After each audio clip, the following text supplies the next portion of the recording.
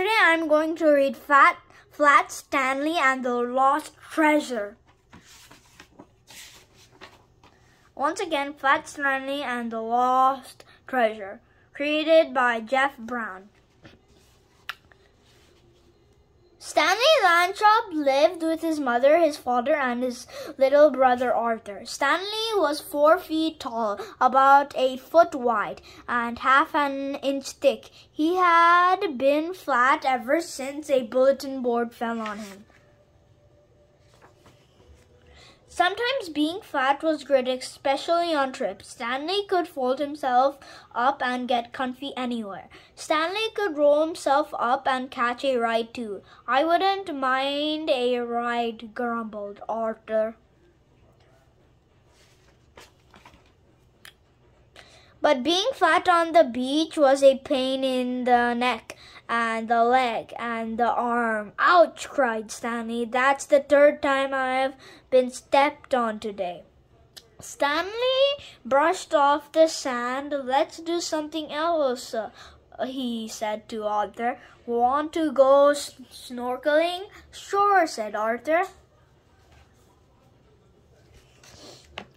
Stay in the cove, Mrs. Lanchop called. Okay, the boys agreed, pulling on their masks. Stanley splashed into the sea. Last one is a rotten egg. No fair, said Arthur. You don't have to put fins. Stanley grinned. It's not my fault. I have them built in. Stanley's flat feet helped him swim faster than Arthur, but he didn't mind slowing down. There was so much to see. Stanley spotted a school of bright blue fish. Arthur pointed out a stingray. Hey, it's flat like you, he tried to say, but it sounded like gob, gob, gob, gob, gob. A small silver dolphin zipped past Stanley. It whirled around and swam back so close he could almost touch it. The dolphin raced ahead again. It looked back at the boys as if it wanted them to come along. Stanley looked at Arthur. Arthur nodded agreeably. The boys kicked hard and followed the dolphin to the end of the cove.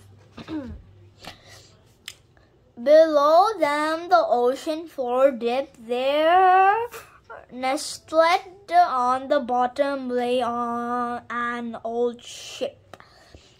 The dolphin dived down. The boys took deep breaths and dived too.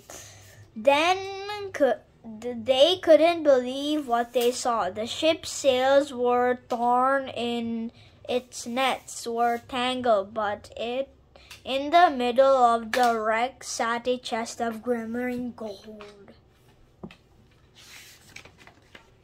Stanley kicked back to the surface. Arthur's head popped up next to him. Did you see that? Arthur cried. Let's grab a bunch of gold. We'll be rich. Hold on, said Stanley. That treasure must belong to somebody. Let's take one piece to show everyone. Then we'll figure out what to do. Okay, said Arthur. Just then a wave slapped Stanley, then another. It's getting choppy, he said. I think it's going to storm. Wait here, Arthur. I'll hurry and get the gold. Stanley dived to the ship again. He picked up a gold bar. It was the size of a candy bar, but much heavier. He slid it into the pocket of his trunks. Stanley was about to head back up when he saw the dolphin. Its tail was caught in an old fishing net on the ship. I have got to help, thought Stanley. Before we both run out of breath. Quickly, Stanley rolled himself up. He tried to slide down a hole. in the net. But something got stuck, the gold bar. Stanley yoinked it out of his pocket and tossed it away. Now Stanley fit easily through the net. Into the net. He used his flag fingers to pray. The rope of the dolphin's tail, the little dolphin was free. Seconds later, Stanley burst out of the water. He took a big gulp of fresh air beside him. The dolphin whistled softly. "You're welcome," said Stanley.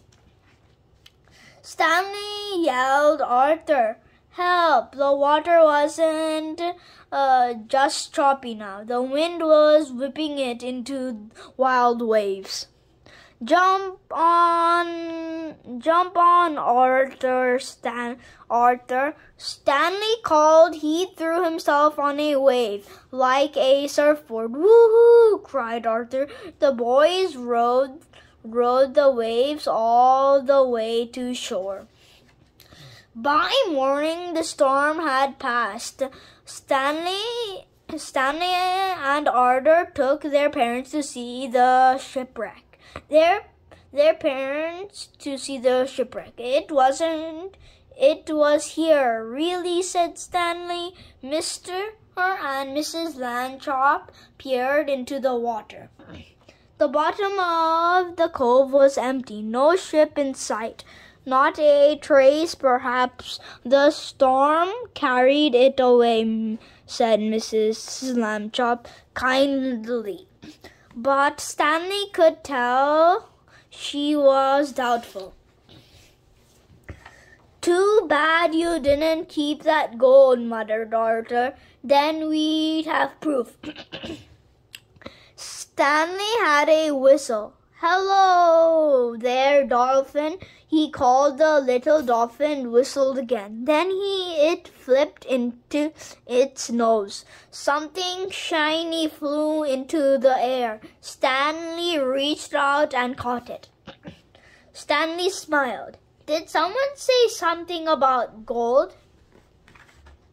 The end of Fat Stanley and the Lost Treasure. This is Hardhik CH. Please subscribe and like if you want a book just like this. Bye guys.